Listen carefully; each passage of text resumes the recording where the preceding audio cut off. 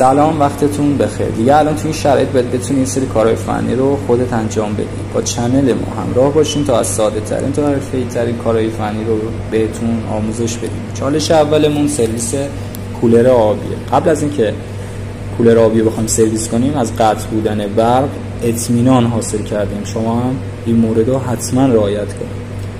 دربای کولر رو طبق تصویر باز می‌کنیم. بعد از باز کردن درب کولر به سراغ قطعه اصلی کولر آبی یعنی یاتاقان ها میریم. یاتاقان ها باید روون باشن، بدون سر صدا باشن. اونا رو روغن کاری میکنیم.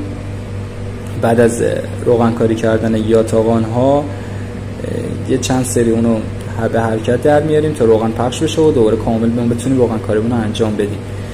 بعد از یاتاقان ها به سراغ تسم کولر میام که باید تنظیم باشه، به قول معروف ریگلاژ باشه و سالم باشه، یعنی دو پوست نکرده باشه.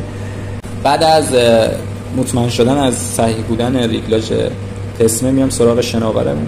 شناور قطعه‌ایه که آبو تنظیم میکنه داخل کولر. ما باید مطمئن بشیم که مسیر ورودی شناور بازه، جرم و آشغال نگرفته باشه. شناورها بسته به نوعشون تنظیم کردنشون متفاوته. شناوری که ملاحظه میکنید به قول معروف شناور ما ساعتی هست و میتونیم اون رو تنظیمش بکنیم. بعد از شناور ما میام سراغ شیر تخلیه یا زیراب کولر.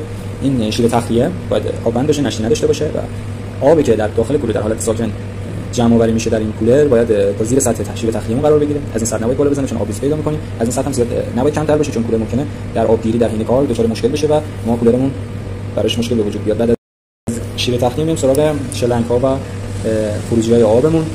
این شلنگ‌ها و خروجی‌ها باید باز باشن، یعنی مسیرشون جرم و آشغال نداشته باشه. اونا رو ما میتونیم با استفاده از جوهر نمک یا اسید لوله بشوریم که جرمش برطرف بشه و آشغال چیزی داخلشون نباشه. بعد از اون میام سراغ پمپ کولر رو با فشار دادن این خار آزادش می‌کنیم، از جاش درش میاریم.